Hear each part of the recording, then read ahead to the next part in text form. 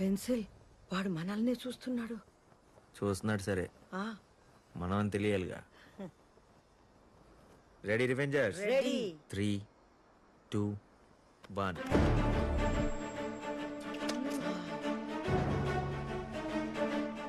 ఇప్పుడు టెన్షన్తో సస్తాడు, వాళ్ళు ఎవరై ఉంటారా అని. ఆడి దగ్గర బైనాకులర్స్ లేవు కదా. 2, 4, 6, 9, 11, 13, 14. 14 floors.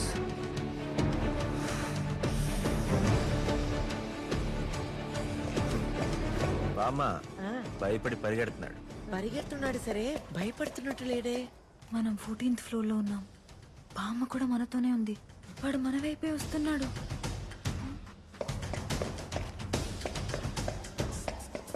పదండి పదండి, ఇక్కడి నుంచి అర్జెంట్గా బయటపడాలి. చిరుతా చేయదు. బామ్మేది ఎక్కడ ఎరగ కనపట్టలేదే. బామ్మ బామ్మ అని వెళ్ళిపోతే వెళ్ళిపోతే రా రా, ఫాస్ట్ ఫాస్ట్. ఏంటి ఇంత స్లోవా? వాడి కోసం వెయిట్ చేస్తావా? పదండి, ఫాస్ట్ ఫాస్ట్ ఫాస్ట్ ఫాస్ట్. పదండి పదండి, లోపలికి రండి.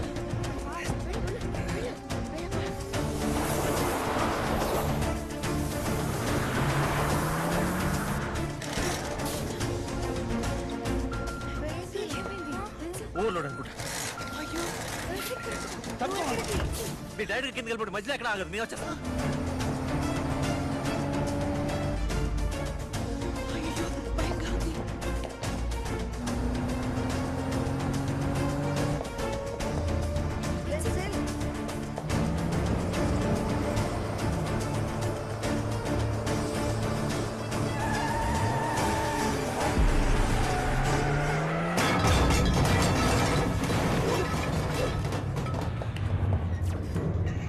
అయ్యో కరెంట్ పోయింది.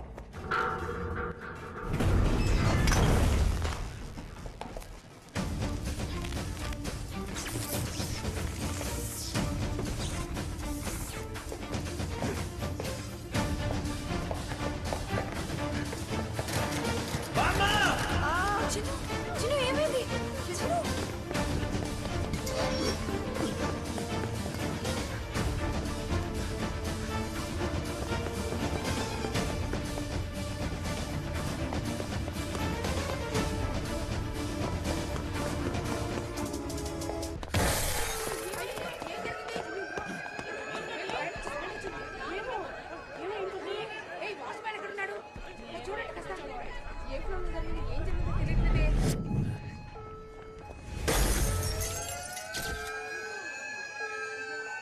దేవ్, మీరు దేవ్ కదా?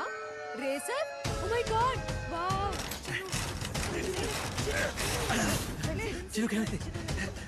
జాగ్రత్త రండి బయట. సార్ సార్ సార్, ఒకే ఒక సెల్ఫీ కావాలి.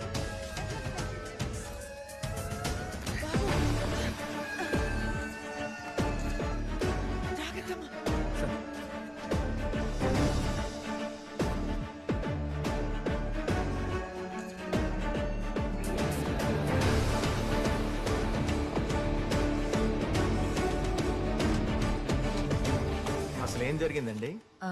లిఫ్ట్ లో స్ట్రక్ అయిపోయాం డాక్టర్. ఓ, ఆ సఫోకేషన్కి బ్రీతింగ్ డిఫికల్టీ వచ్చినట్టుంది. భయపడిపోయింది.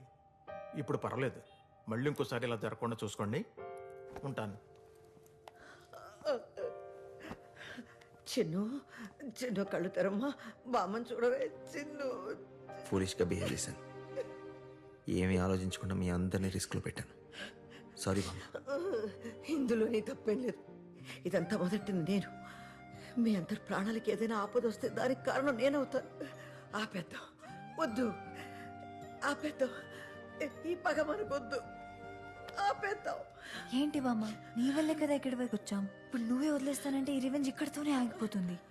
బామ్మ చెప్పింది నిజం. దేవుడు దయ వల్ల పాపకేం కాలేదు. ఈ పగలు ఇవన్నీ ఇక్కడితోనే ఆపేద్దాం. అసలు వాళ్ళు దొంగతనం చేయబట్టే కదా మనకిదంతా. మనల్ని ప్రేమించి మన గురించి నిజంగానే ఆలోచించిన వాళ్ళైతే ఇలాంటి పని చేసుండే వాళ్ళు కాదు. ఎవరి కోసం చేసినట్టు తెలీదు. నాకు తెలుసు మీ వాళ్ళు ఎందుకు దొంగతనం చేయాల్సి వచ్చిందో నాకు తెలుసు. ఒకరితో ఒకరికి సంబంధం లేని 5 వ్యక్తులు, సిటీలో వేరు ప్లేసుల్లో ఉంటున్న వాళ్ళు, ఎటువంటి క్రిమినల్ బ్యాక్గ్రౌండ్ లేని వాళ్ళు ఎందుకు కలిశారు, ఎక్కడ కలిశారు, దొంగతనం ఎందుకు చేయాల్సి వచ్చింది, వాళ్ళకి దేవ్ ఎలా పరిచయం? ఇలాంటి డౌట్లు నాకు ఫస్ట్ నుంచి ఉండేవి. స్వస్థ్ కేర్ హాస్పిటల్లో మీ అబ్బాయికి రాసిచ్చిన మందుల చీటి మనం వెళ్ళినప్పుడు బిల్డింగ్లో దొరికింది. ప్రిస్క్రిప్షన్ తీసుకుని హాస్పిటల్కి వెళ్ళాను, ఎంక్వైరీ చేశాను. అప్పుడు తెలిసింది నిజం. మీ వాళ్ళు చనిపోయే ముందు ఒక్కొక్కరు ఒక్కొక్క రకమైన క్యాన్సర్తో సఫర్ అవుతున్నారు. క్యాన్సర్? వాళ్ళందరూ ఫస్ట్ టైం కలిసింది సేమ్ హాస్పిటల్లోనే.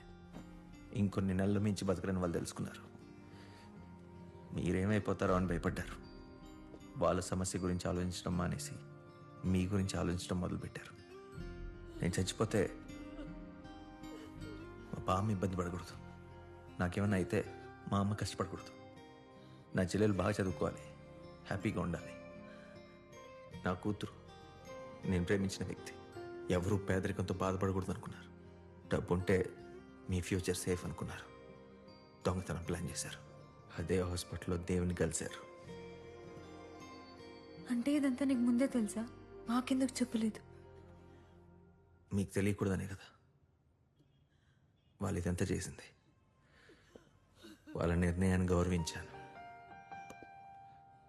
మరి ఇప్పుడెందుకు చెప్తున్నావు?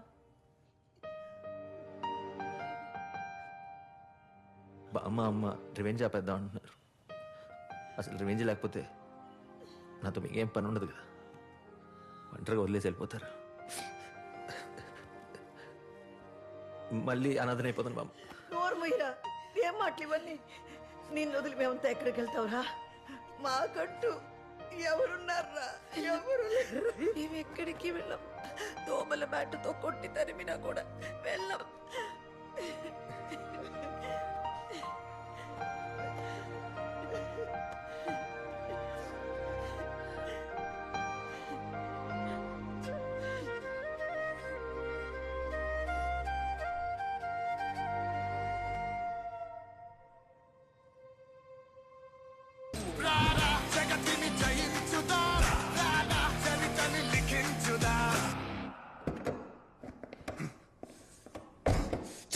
Just miss them. 5 ఆడవాళ్ళు, వాళ్ళతో ఒకడు కరెక్ట్గా దొరికిపోయారనుకునే టైంకి ఫైర్ అలారం బ్రేక్ చేశారు.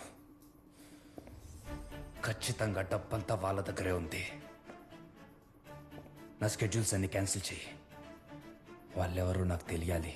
కానీ అలా దేవు, వాళ్ళందరినీ ఎక్కడని వెతుకుతాం? వాళ్ళకు సంబంధించి మన దగ్గర ఒకట్లు కూడా లేదు.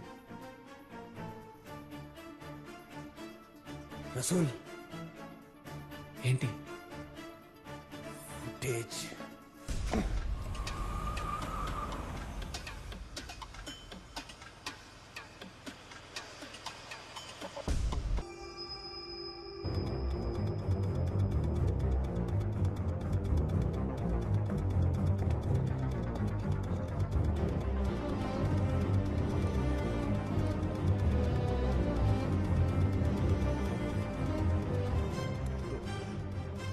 అతడే సార్.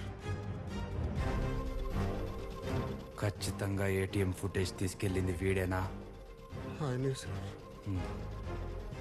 ఈ ఇమేజ్ని స్క్రీన్ షాట్ తీ, గూగుల్ ఇమేజ్లో సెర్చ్ చేయి,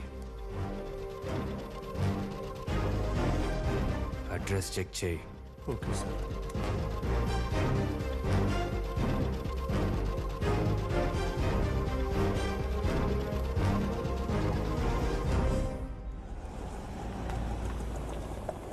ఇంత అందం అనవసరంగా వేస్ట్ అయిపోతుంది.